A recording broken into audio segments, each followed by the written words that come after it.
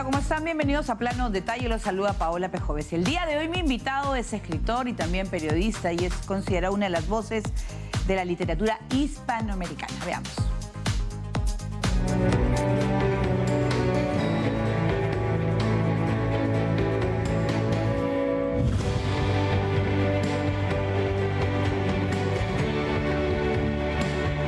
Que la novela es más grande que uno, ¿no? Que uno tiene que servir a la novela y no servirse de la novela, ¿no?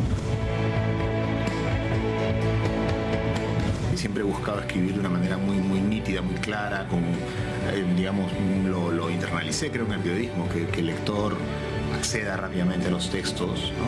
Y cada vez busco una hondura mayor, digamos, pero siempre con un lenguaje lo más transparente posible.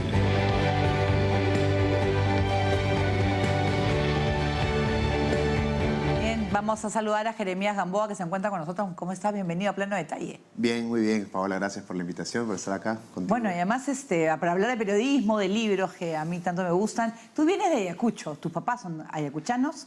Sí, mi origen es totalmente ayacuchano, pero yo nací en Lima. Mis hermanas y yo nacimos en Lima. Y lo curioso es que a tu papá le gustaba mucho leer, ¿no es cierto? Mi Yo padre estoy escuchando... Mi padre era y es un gran lector, que empezó de una manera autodidacta a leer. Es bien interesante porque además creo que la idea de la literatura como un lugar de refugio ante la soledad empieza así. Creo que la escena original de la literatura en mi vida es mi padre, en el centro de Lima, un chico provinciano que habla el español, ciertamente lo aprende en una escuela rural, trabajando en los años, esto es fines de los 50, en la Plaza San Martín. En un momento había los Rolling Stones, él cree que vio los Beatles, pero yo estoy seguro que vio los Rolling Stones, y que vivía solo, digamos, entre un pequeño cuarto que tenía en la espalda de lo que era el Ministerio de Educación, el parque universitario, y el trabajo que era un restaurante argentino de carnes en la Plaza San Martín. Entonces, un chico solitario, migrante, un poco los temas también de mis novelas.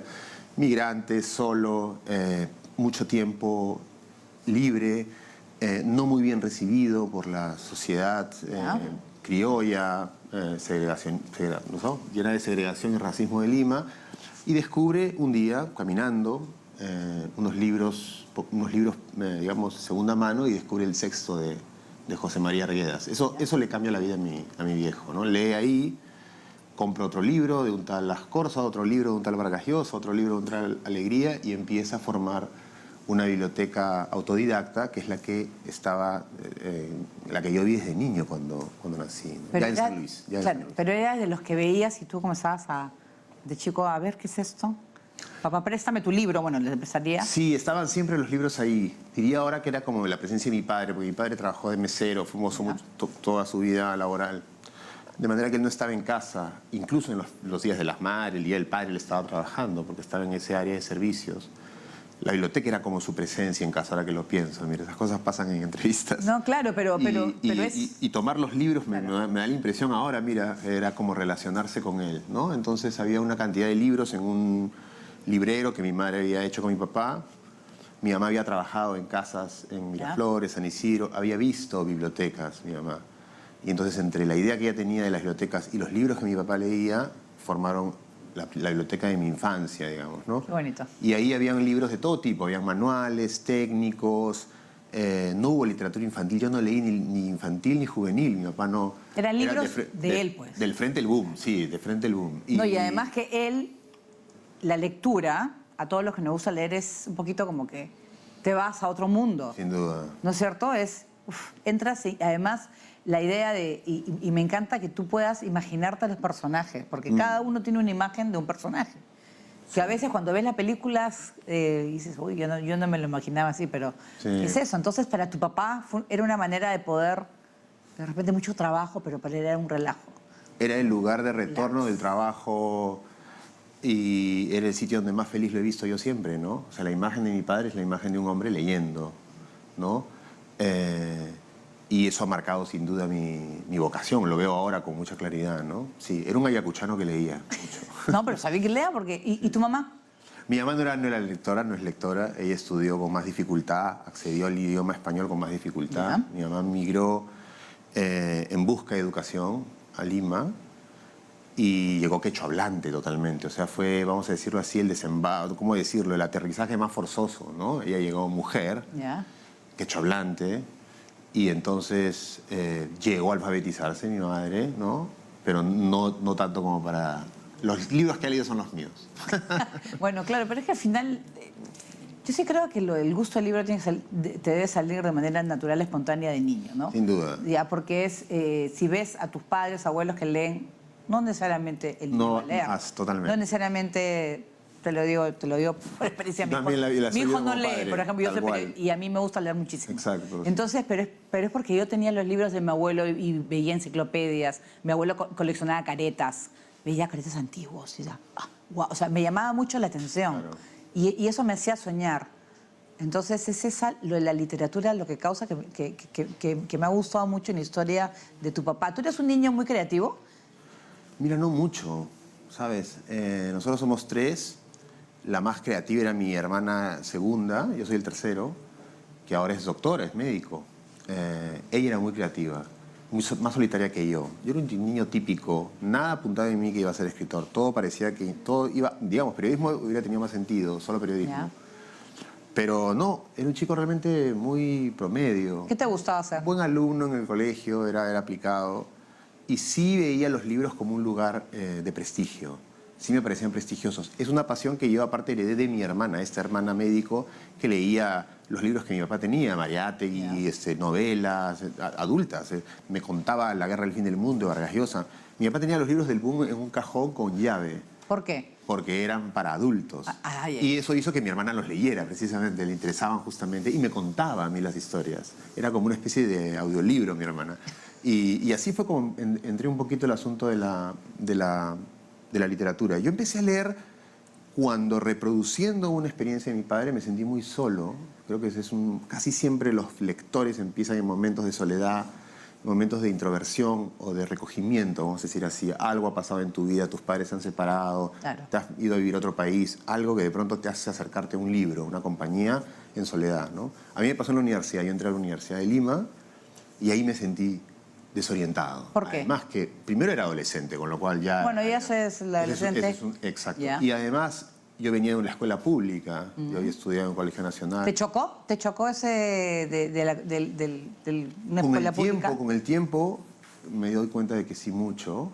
En ese momento yo estaba en modo guerra, ¿no? Ya. Yo estaba simplemente luchando por sobrevivir, por mantenerme en esa universidad, por acceder a una beca, cosa que logré, y por mantenerla 5 años, cosa que hice con mucho esfuerzo.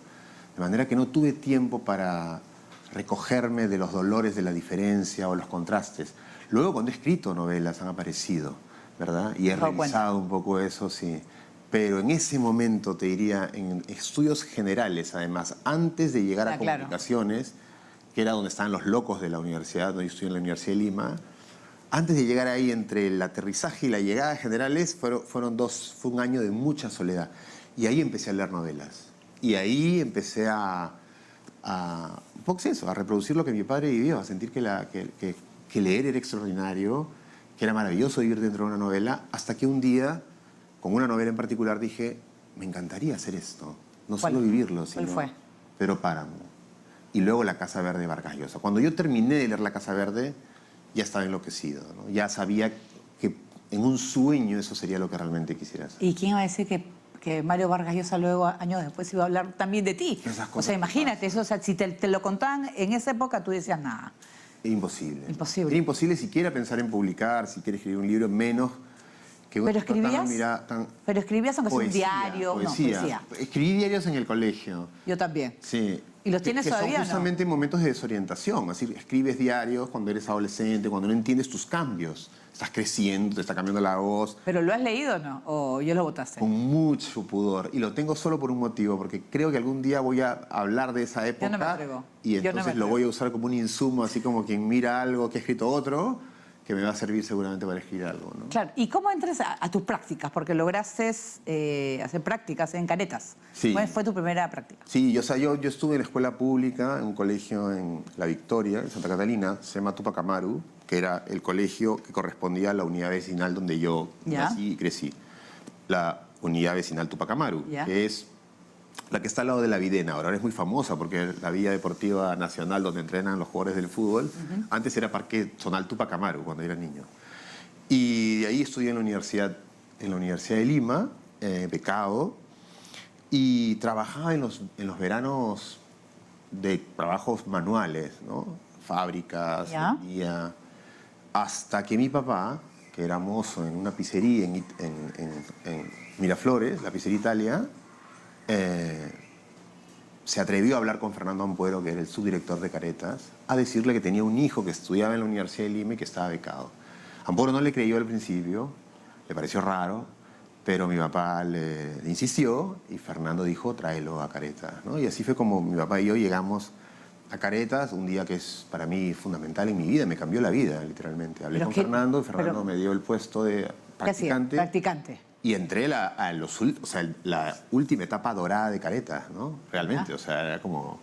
Estaba Enrique Sileri Estaba Enrique. y eras practicante. ¿Y qué te mandaban a hacer al principio? Yo me sentía Ismael en el barco ballenero de Moby Dick. O sea, el capitán Ahab estaba arriba. ¿Pero qué te mandaban? ¿Saca copias? Al principio sí, haz resúmenes, llamaba por teléfono a diplomáticos, en esa época era el conflicto con Ecuador, y yo Ya. tenía que llamar a diferentes diplomáticos y transcribir lo que ellos me decían y hacerle un informe a Raúl Vargas, que en ese momento era el jefe de la sección política, ¿no? A mí me pusieron en política, era Vargas en política.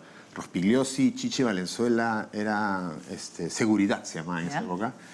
Y cultura era Bedoya, Ya. Jaime Bedoya. Y estos tres rendían ante Ampuero, que era el subdirector. Ese era el organigrama. Y Ampuero despachaba con Sileri, ¿no? Ese es más o menos era Ya. un poco la...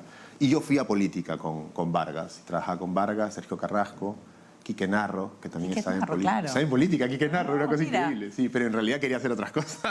Quería hacer más espectáculos. Pero era Ahí. distinto el periodismo que ahora. Ojo, estudiantes de comunicaciones. Antes de hacer prácticas en un medio como Caretas era difícil seguramente y también Duro. duro porque te lo decía. Pero yo me jugué todo, ¿sabes? O sea, yo llegué con la misma lógica de la universidad. Si acá lo hago, si acá funciona, si acá soy bueno, tengo una carrera como periodista asegurada, digamos, ¿no? Y fue así, ¿ah? O sea, me saqué la mugre y terminé en 2 veranos. El segundo verano, porque yo, como estaba becado, claro. la revista fue muy generosa conmigo en permitirme regresar a la universidad. Dado que estaba becado, tenía que llevar una cantidad de créditos. No, para claro. la beca.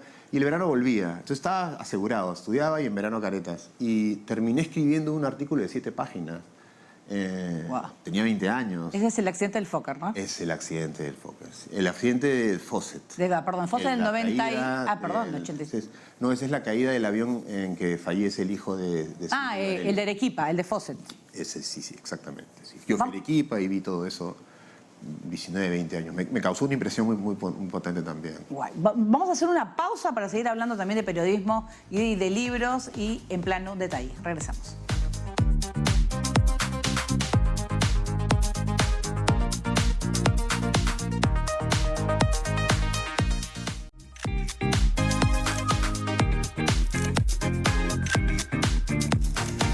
Muy bien, seguimos en plano detalle. Está Jeremías Gamboa con nosotros. ¿Qué tal Enrique Sileri para ti? Porque una persona exigente, ¿no?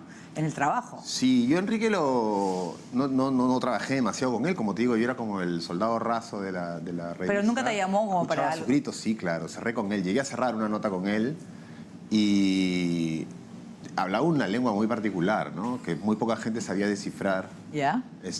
Ampuero sabía descifrarla, por ejemplo. Pero instaló una idea de excelencia y de rigor muy alta.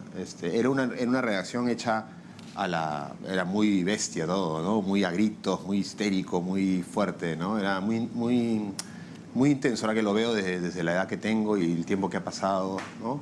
Pero fue como bien importante esa experiencia con todos ellos, ¿no? Los miraba en contrapicado a todos, ¿no? Me Claro. parecían como héroes así que van a Troya, a una misión así increíble. Pero para redactar muy pulcros, ¿no es cierto? Pues la redacción, donde antes, 97, 96, Internet recién, ahí no puedes estar buscando Google, ¿no? No, Información ahí. para mí creo que lo más maravilloso, una de las cosas maravillosas de mis primeras grandes lecciones en Caretas fue trabajar en una sección que se llamaba Mar de Fondo. Ah. Entonces tú escribías mares, le decían. Eran unas pastillitas que tenías que escribir sobre un tema muy intrincado y no podía sobrar una sola palabra. Tenías que escribirlo en la cantidad de golpes que te daban. Entonces era una escuela total de concisión, de rigor, de que el texto esté afiatado. Yo no en ese momento renegaba horrible con eso, pero realmente aprendí muchísimo haciéndolo, ¿no? No, y además estamos hablando pues del periodismo antes del boom que es ahora lo de redes sociales. Y ahora hay peor, inteligencia artificial que te hace todo lo que tú quieras, ¿no? Pero que se aprende con gente de experiencia. Sí. Es así, es viendo, pero ahora ellos llevaban una manera distinta de tratar al practicante también. Sí, ahora había yo- mucho grito. Sí, sí. Ahora yo te diría que yo aprendí a gritos, sí, claro, aprendí a gritos, sí. O sea, te ponían a tirar el papel si estaba mal escrito. A mí me lo tiraban y me decían tirar la Z, pero Sí. lloré mucho. Pero ahora yo me pongo a pensar, yo no lo haría con otra persona, ¿no? Claro, sí, pues. No, yo no lo he hecho nunca cuando estoy en posiciones de, digamos, de autoridad y tal, pero sí lo he visto y sí, era parte de, ¿no? Pero fue un descubrimiento absoluto para mí, Caretas, ¿no? Fue el descubrimiento además de muchas cosas, entre ellas trabajar con mi cabeza, ¿no? Eso. Fue la primera vez que recibí un sueldo por usar la cabeza. Por crear, ¿no? claro. Eso fue increíble. Y fue la primera vez que gané, además, dinero por juntar palabras. Eso fue extraordinario. Descubrí eso, que no he dejado de hacer nunca en mi vida, ¿no? O sea, vivo de leer, vivo de escribir, acercarse a eso que es el texto, ¿no? En la revista Somos también participaste y ahí conociste Claro. al oso, que lamentablemente pues nos ha dejado Así es, de así vidas. es. ¿Qué recuerdos tienes del oso? Porque sería Yo maravilloso, ¿ah? Sí, bueno, es que pasa, yo entré a Caretas y en esa primera época en Caretas yo aprendí a escribir realmente, ¿no? O sea, el punto, la coma, o sea, fue una clase violenta de redacción general, de la mejor que pude recibir. Pero yo tenía ya sueños de escritor, quería escribir historias. No quería hacer solo informes políticos, sino quería escribir historias. Y el crack era el Oso Miranda, ¿no? Del tipo de cosas que a mí me interesaba hacer. Era callejero, contaba historias esperpénticas, impresionantes. Te diría que hasta real maravillosas. Encontraba unos personajes deslumbrantes en Somos. Y cuando Amporo está en Somos, yo voy donde Amporo a pedirle entrar a trabajar de practicante ahí. Y me aceptan. Entonces entro igual, nuevamente. El último en llegar, me acuerdo muy bien, la primera reunión, yo esperaba encontrar a una persona diferente a como era el Oso, porque escribía sobre peleadores marginales, No sé dónde conseguir unas luchadores, historias. cachascanistas. Yo me imaginé un tipo más rudo, más no como el Oso. El Oso era un osito de peluche. Sí, ¿verdad? Y era muy humilde, era muy, muy tímido. Yo recuerdo la primera vez que yo también era muy tímido, me acerqué a decirle, te admiro tus textos, y el Oso se sonreía. Sí, y ahí empecé yo a ser como un aspirante al Oso, digamos, ¿no? O sea, lo ideal hubiera sido ser como el Oso. Y empecé a escribir ahí hasta que ya luego entré un poco a intentar ficción, ¿no? ¿Dónde fue que escribiste hasta en una revista de modas que escribías como mujer? ¿Cómo es eso? Fue allí, porque Amporo... ¿Qué de moda? O sea, Sí, Amporo en ese momento me dijo que podía colaborar con Somos, pero tenía que trabajar en 2 revistas que se llamaban Linda y la otra se llamaba Maniquí. Ay, Dios. Y entonces yo escribía artículos hago lo que sea, ¿no? Ya. Y yo tenía que presentar temas y si me aceptaban por alguno, pues tenía la posibilidad de publicar en Somos. Entonces al principio yo no publicaba todas las semanas en Somos, publicaba cuando Amporo me aceptaba un tema, ¿no? Y luego de eso, cuando acabé la universidad, entré a trabajar a Visto y Bueno, se llamaba la revista, y ahí poco a poco fui convenciendo a Amporo hasta que entré de plano a ser redactor de planta de Somos, ¿no? Y trabajé ahí un par de años. Hasta dejar el periodismo, ¿no? También hiciste horóscopos, ¿no? Hice todo en Somos. El horóscopo de Somos. El horóscopo... El Pacan. El Pacanamú lo hice Uy, yo. o sea que eras Lo tú. hacíamos, rotábamos ese Pero horóscopo. es que hay gente que lo sigue. Pero bueno, pues está bien. Hay gente que lo sigue y funciona. Y funciona, y le da, hoy qué bien, está Yo lo muy leo, acertado. Está muy yo- acertado esta semana. Yo lo he escrito algún tiempo y ahora lo leo. O sea, Pero está bien porque es una práctica también el redactar. ¿Y hay temas que no te gustaban y no los hacías? ¿O? Amporo me permitió, sí, presentar mis temas y mis temas eran callejeros. Ocurrió que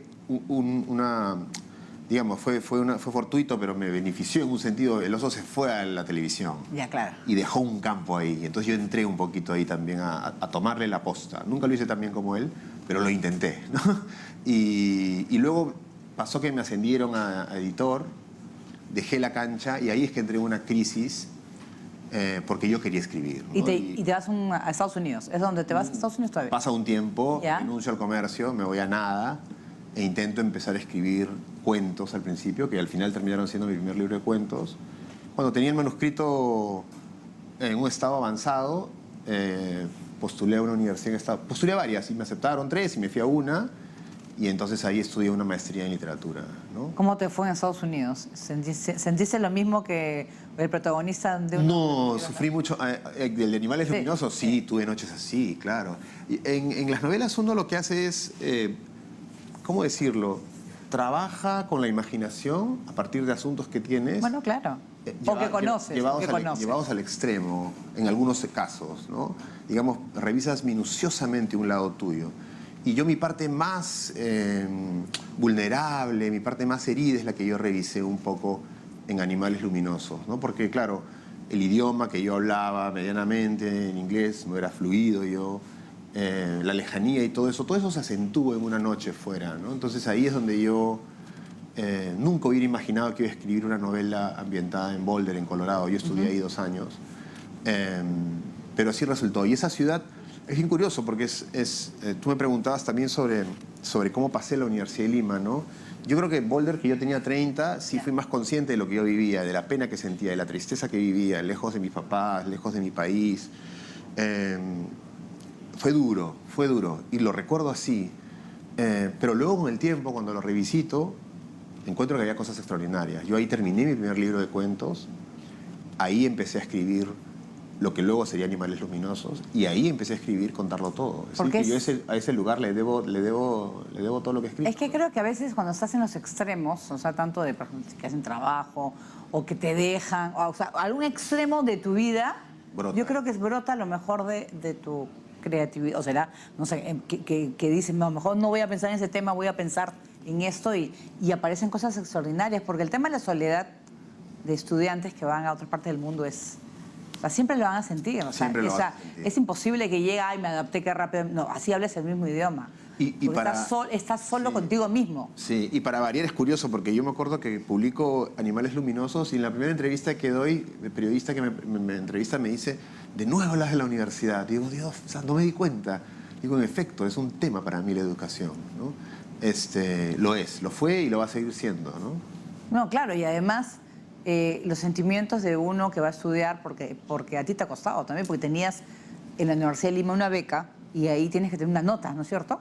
Tenías que no bajar del promedio. ¿Qué tal? O sea, Tenía que estar entre los 5 primeros lugares de la facultad. De la facultad. Hubiera sido lindo no bajar de promedio tal. No. Wow. Yo tenía una beca completa que era una beca de oficio, llamaban. No importaba tu situación económica. Si tú eras uno de los 5 alumnos con más puntaje de toda la facultad, de todos los ciclos, tú tenías automáticamente el derecho a estar a la beca, no pagar.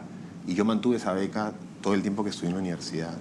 Luego, Estados Unidos también lo hice solo. Yo me pagué mis estudios de inglés, yo me pagué mi pasaje. ¿Y con el inglés qué tal? ¿Tú lo dominás más o menos? Lo empecé a aprender a los 21 años. Así que ahí lo hablo como me comunico. No, te comunico, pero es Comunico que... ideas sí, me hago entender, puedo entender, sí. ¿Y tu papá qué te dijo de tu primer libro? Tu papá, que es un lector, ¿qué te dijo? ¿Estás bien? Sí, lo emocionó mucho el primer libro. El segundo más, Contarlo Todo, ¿no? Creo que en Contarlo Todo, él se lo comentó a mi mamá, en algún momento mi mamá me lo contó. Le dijo, creo que ya entiendo el tamaño de nuestro hijo como escritor, ¿no? Qué lindo. Sí, él es un lector y claro, sí, ha leído mis... Y a veces le paso algunos manuscritos de cosas que estoy trabajando. Sí, también es muy estricto él, pero sí. Pero a veces cuando uno escribe, tiene a veces, es parte de tu intimidad. Tú sueles compartirlo con tu papá, con tu pareja, de repente que te lo revise, porque ella también tiene que ver con guiones. Sí, Mariana, sí, pues, ¿no es cierto? sí, Mariana. Es dramaturga, o sea que no sé si es súper exigente o no. Sí, nos leemos mutuamente. Y te lo dice, no, me parece, o son Yo sugerencias. le pido. Y sí, Animales Luminosos, ella leyó la primera versión, le pidió cosas al texto, me gustaría más por acá.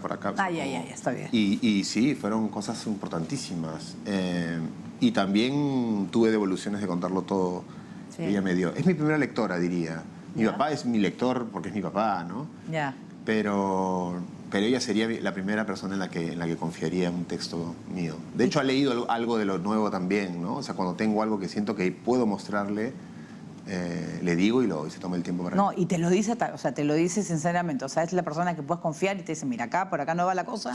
Me parece que puedes eliminarlo o no. Esa es una garantía y es una de las buenas cosas de estar con una pareja que trabaja algo similar a lo tuyo, ¿no? Entonces, Está bien. creo que ahí salimos ganando. Sí. Vamos a hacer una pausa, Jeremías, y volvemos en plano detalle.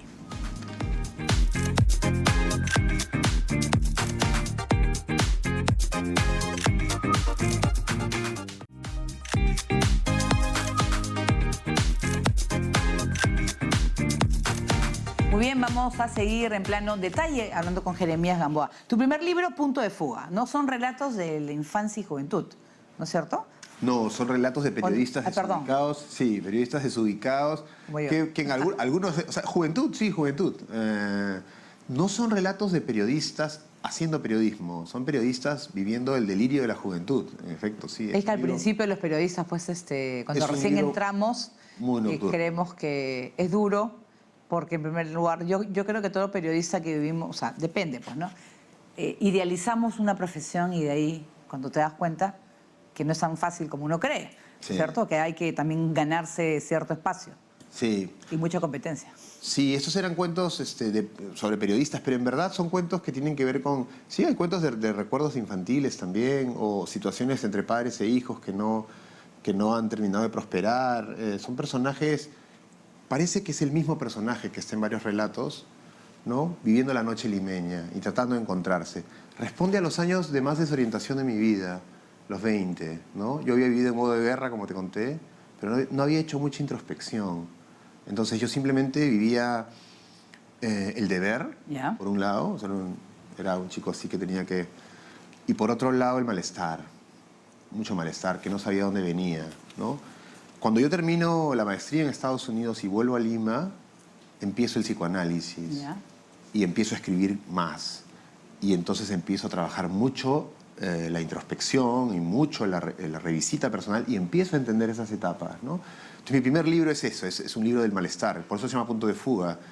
Yo quería escapar de mi vida en algún sentido, ¿no? Tal como ahora me doy cuenta que era una vida demasiado llena de deberes, de deber ser, de sacar notas, de mantener Es que no podía metas, fallar. de no poder fallar. Claro. Entonces, corté muchas cosas de la vida normal de los chicos. Claro, no salías mucho, pues claro. Salía, pero salía pero a mil, o sea, justamente porque había tal nivel de represión, de deber, que cuando salía realmente. Ya. Entonces, había como una especie de... No diría que estuve escindido, pero sí que viví mucho malestar, muchos problemas de identidad, quién soy. Esos cuentos son urbanos, puramente urbanos, y todavía me era difícil decírmelo andino a mí. Sí. Sí, no, Ayacucho no aparece en ninguna parte en ¿Por ese qué? libro ni en contarlo todo. Uy, estás abriendo una caja. No, y es que yo te pero digo, maravillosa. porque yo he escuchado, por ejemplo, conocí un caso que había uno que no contaba. Dice, ¿pero por qué? Sí. O sea, sí, tan bonito, Sí, tan no, lindo, no, pero es te que lo- antes costaba más, ¿no? Te lo puedo. Antes costaba más. Mira, ahí hay una mezcla de algo que es el Perú, que es una incapacidad que tiene el peruano de reconocerse, de mirarse completo. Esa es mi impresión. Que tenemos todos, ¿verdad? Y los ayacuchanos, sin duda. A eso se le suma... yo creo que mis padres, sobre todo mi mamá, tenía un asunto de autoagresión muy fuerte, ¿verdad? Porque la disminuyó mucho ese origen en la experiencia urbana cuando llegó a Lima. No, porque no hablaba el idioma casi. No hablaba el idioma, y una mujer analfabeta, quechohablante, te imaginas, yo no quiero ni imaginar. Mi mamá me ha contado algunas cosas, pero creo que se ha guardado muchas, ¿verdad? Ha vivido mucho, una experiencia muy violenta. Cuando tiene a sus hijos, lo que ella desea para ellos es que no se parezcan a ella, que sean totalmente diferentes. Y creo que eso es una experiencia que se puede extrapolar a muchas experiencias en el Perú. No decirlo andino, trata de blanquearte, que no se note tu origen, ¿verdad? Tú no sabes quechua, no hablabas quechua. No hablaba ni hablo. He llevado algunas clases de quechua. Qué difícil. Pero no me enseñaron el quechua a mis Claro. padres. No lo hablaban. Ellos, que eran quechohablantes ambos, se enamoraron hablando en español, ellos solos. Nunca le dijo mi papá a mi mamá algo en quechua y ella le respondió así que bonito. No. O sea, para que veas el nivel de interiorización de la minusvalía del idioma, Claro. ¿verdad? Es una cosa que tienen tanto discriminadores como discriminados también. Es decir, creen que su idioma no tiene valor, creen que sus orígenes no tenían valor. Por lo menos era así en la generación de mis padres. A eso súmale algo más. Yo nazco el 75. En el 80 yo estoy entrando a socializar. escuela primaria, básicamente. Y en ese momento ha empezado la guerra entre el Sendero Luminoso y el Estado peruano, el conflicto armado, como querramos llamarle, el terrorismo. Claro. Y eran de Y allá. ser ayacuchano Claro, era como pues. lo más bacán. En un barrio criollo como el mío, donde nosotros habían muchos profesores y tal, nos terruqueaban. Entonces, sí, claro, claro. Entonces, no es que mi mamá dijese, hijo, sal y di que somos ayacuchanos, son de mi papá, no. Era algo que se guardaba, era algo que veías tú que ocurría en Ayacucho y de donde venían tus padres, pero lo internalizamos. Entonces, cuando yo empiezo y yo paso de ahí a la Universidad de Lima, que no es muy andina que digamos, o no era muy andina que digamos, entonces a mí me ha costado mucho regresar a ese lugar de origen que esté herido desde la mirada de mis papás, ¿entiendes? Pero estoy en eso, ¿sabes? No, sí, pero es que yo te entiendo completamente porque sí se vivía en Lima, el que vivía lejos o vivías en una zona. ¿Vives ahí? Sí.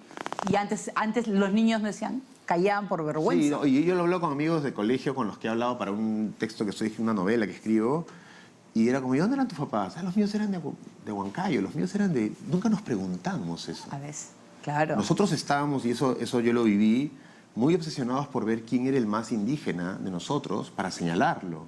Con lo cual, todos los demás, que éramos verdad. cholos, nos librábamos de la posibilidad de definirnos como tales. Eso es lo que hacen los peruanos en general. Sí, sí, buscan al que es más indígena o andino y dicen, él es, con lo cual yo no soy. O te dicen, tú no eres chola, sí, yo tampoco, no somos cholos. Estamos tranquilos. No, Pero no cuando- pareces, no pareces. No pareces, Sí. pareces palestino, Sí. que te veo, pareces, no sé. No, Sí, es verdad. Exacto. Sí, El mejor elogio que le puede hacer un peruano a otro peruano es no pareces peruano. Pero cuando vas a dormir, tus últimos pensamientos, aparece esa pregunta, ¿serás? Y todos sabemos verdad, lo que es somos. verdad, es verdad. Entonces, yo creo que en mi caso, la literatura me ha ido acercando allí. Y en contarlo todo, yo ya hablo de lo mestizo, no hablaba de eso en Punto de Fuga. En contarlo todo, Ya Gabriel Lisboa, el protagonista, ya es un cholo. Lo increíble es que no digo la palabra cholo, es increíble. Toda la novela, él es un mestizo, sufre discriminación, está tratando de reconciliarse con su piel, con su asunto. Y en Animales Luminosos ya aparece la palabra cholo y ya aparece la palabra ayacucho, producto de todo un trabajo que estoy haciendo hace años en una novela en donde los personajes ya son de Ayacucho. Hay una mujer que viaja en pos de su educación desde Claro. Ayacucho hasta Lima, y entonces creo que desde cierto manejo del oficio me voy acercando a la zona más adolorida, ¿no? Hay un escritor que dice que la literatura es decir el mundo con tus propias palabras, ¿no? Y creo que mis palabras, pero siempre son las más dolorosas, tenían que ver con lo andino, con la autoaversión, con la discriminación, con la vergüenza, Ser con la referente. mancha mongólica, con ser esto que la cultura colonial ha ¿no? menospreciado, que mis padres internalizaron y que de alguna manera pues, me fraguaron con ese barro, ¿no? cuando Mario Vargas Llosa alaba pues, tu trabajo, le gusta mucho, ¿qué te dijo? ¿Tú lograste hablar con él? Sí, ¿Te dijo, sí. te dio consejos? Sí, me dio consejos, sí. Básicamente él leyó Punto de Fuga y Ahí está, mira. de la experiencia de Punto de Fuga, una de las cosas más importantes fue que yo intuía, pero él me dijo, acá hay un novelista, me dijo. Era un libro de cuentos, pero él se dio cuenta que había un novelista ahí y en efecto yo estaba intentando una primera novela que era contarlo todo. Y cuando yo tenía un manuscrito de contarlo todo, él lee el manuscrito y me dice un par de cosas estupendas, ¿no? Y creo que la más importante fue no te sirvas del libro, sirve al libro, ¿no? Ya. El libro es más importante que tú, sé humilde con el libro, ¿no? Entonces, imagínate, ¿no? O sea, fue inmenso eso, ¿no? Es una cosa que no voy a olvidar nunca, ¿no? Y el proceso creativo. Tú tienes tiempos, horarios, Vargas Llosa será entre las 6, creo. Sí. No, pero, o sea, ¿eres así? Procuro. O sea, es mejor tener así un horario.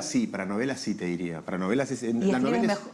la novela, Pablo, es un matrimonio. Sí. Es un matrimonio. O sea, tienes que tener... El cuento es una aventura.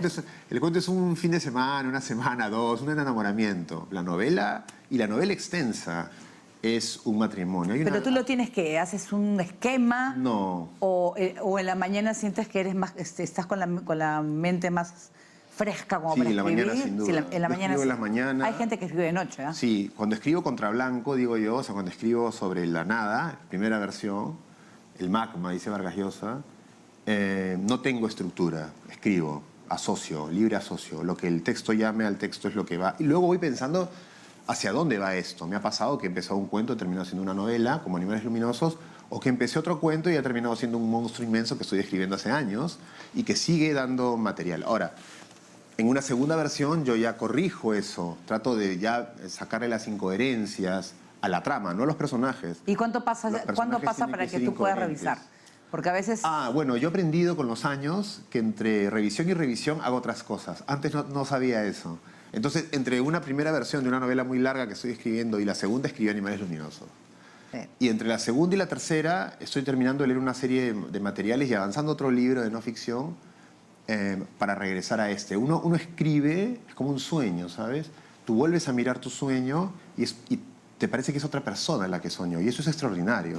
Lo revisas y diría que en la última revisión ya estás trabajando con el lenguaje, ya estás trabajando el párrafo. ¿Y lo revisas en voz alta?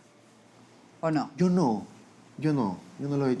hago eso. Sí. Hay gente que sí, pero no. Yo lo leo simplemente. No te lo digo porque al final yo no creo... Bueno, Hay diferentes formas. Me encantaría hay escribir gente como que tú. imprime, hay gente que sí. A lo mano, ve, por ejemplo, eres de... Se te ocurre algo y anotas o de repente lo dejas en tu... Lo apuntas en Ahora tu es celular. notas celular, ¿no? Mira... A veces es mensaje de voz también. Es mensaje de voz. Sí, sí, sí. Pero es que a veces la creatividad te puede... Hay un No, es momento así. de... Oye, qué buena idea. Hay que anotarlo o Yo grabarlo. apunto todo. Y tengo muchos archivos abiertos con muchos inicios de textos de ficciones y a la espera de que una se dispare, ¿no? O sea, y tu disco duro bien guardado, tu computadora bien guardada, porque Sí, ahí sí. está todo, ahí está todo. Sí. Es un proceso extraordinario que además va cambiando en función del libro que escribes, de la extensión del libro. Yo ahora que estoy escribiendo una novela tan extensa, estoy descubriendo cosas nuevas. ¿Cuántos van? ¿Cuántas páginas van? No puedo decirte, Ya, o sea, bueno. yo me caigo a espaldas y tú te caes a espaldas. No, pues Es así, larga, O sea, sí, más o menos. pero digamos que... Pero puedes ponerlo en dos partes. Sí, también, sí, claro. también. O sea, es como tratar de aprender del proceso y de lo que te da la novela, ¿no? De lo que te da el proceso que tú desconoces, ¿no? Entonces yo en ese sentido escribo sin mapas y luego voy enterándome sobre qué es el libro. Yo ahora, por ejemplo, después de terminar una segunda versión, me he puesto a leer ciertos libros, ciertas novelas, para ver en dónde está mi novela. Ya está escrita, en un sentido.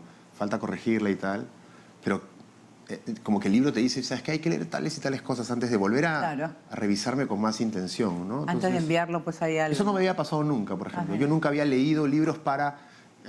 sí para... no sé, cuando escribo sobre niños, leo novelas sobre Claro. niños y me generan, yo escribiría lo mío así, asá. Pero no del tipo, ya escribí y quiero ver qué otras novelas así ha habido para saber en dónde estoy. Eso nunca me había ocurrido. Y estoy en la duda en este momento, te diría. Y digo, ¿es eso? ¿Realmente lo tengo que hacer o estoy procrastinando? No lo sé, ¿sabes? Los procesos de escritura de ficción son confiar. A diferencia del periodismo, creo yo, que tienes la historia ya, tienes una fecha. En la ficción simplemente tienes que confiar en algo que es muy, muy oscuro, muy intuitivo y que tienes que seguir, ¿no? Vamos a hacer una pausa y regresamos con más en plano detalle. Sí. Y una vez he escuchado...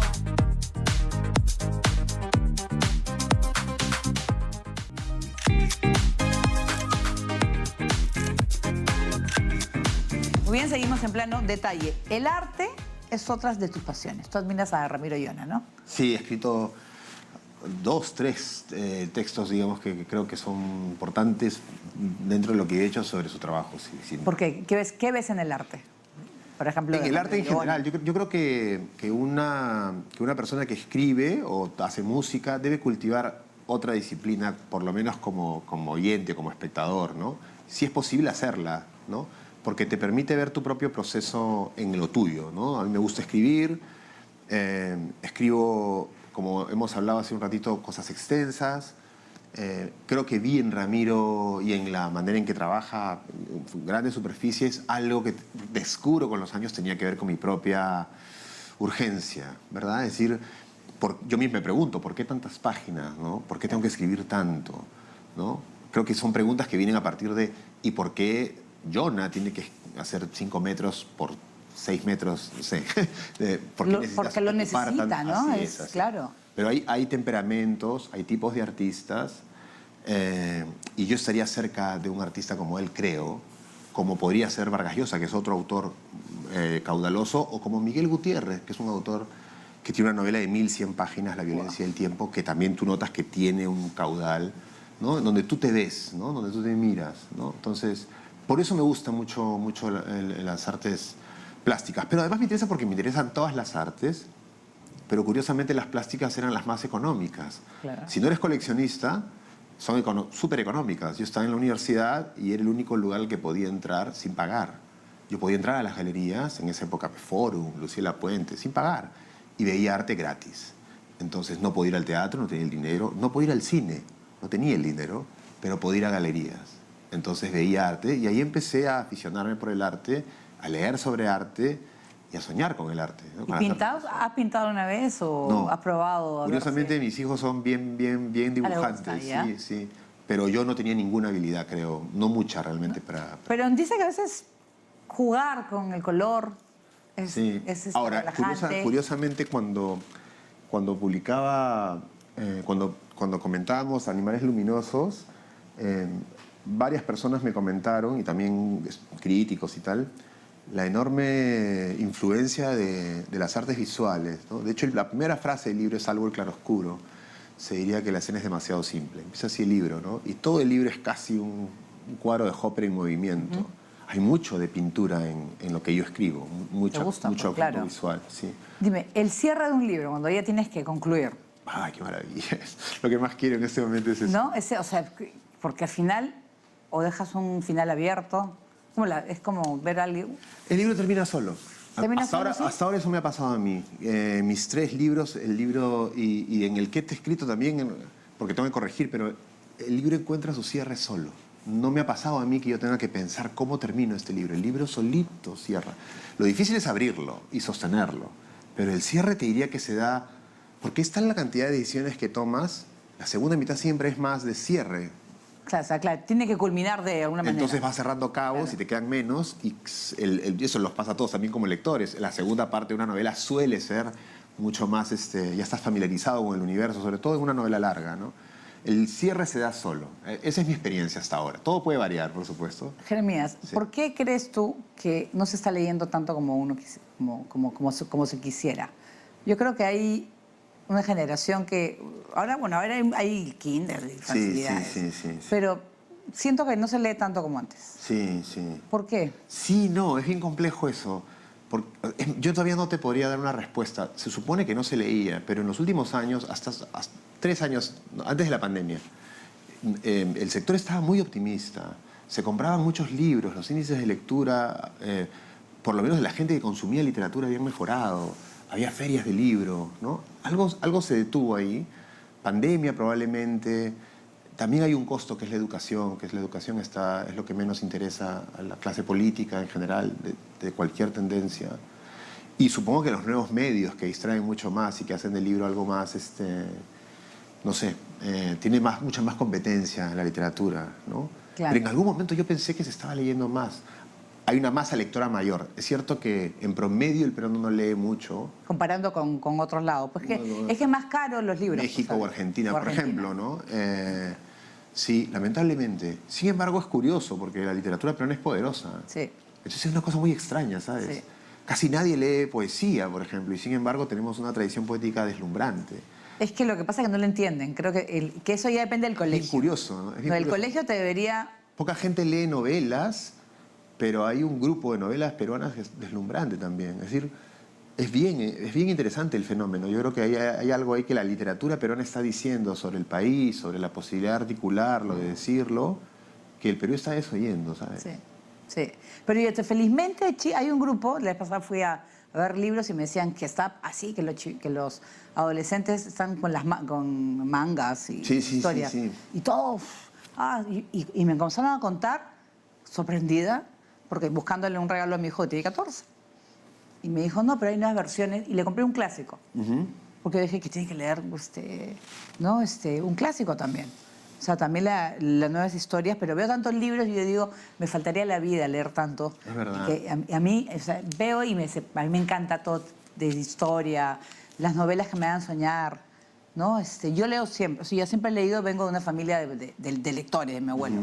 Pero, por ejemplo, ahora veo que los chicos quieren cosas o están con los audiolibros, pero por lo menos También, se es verdad. interesan con las historias. Sí, estamos volviendo, Irene Vallejo lo dice en su libro El infinito en un junco, estamos volviendo a los Aedas, ¿no? Ay, ese libro Sí, el buenísimo. audiolibro es como escuchar a los antiguos Aedas recitar de memoria los libros, ¿no? O sea, Sí. es como estamos dándole la vuelta al asunto.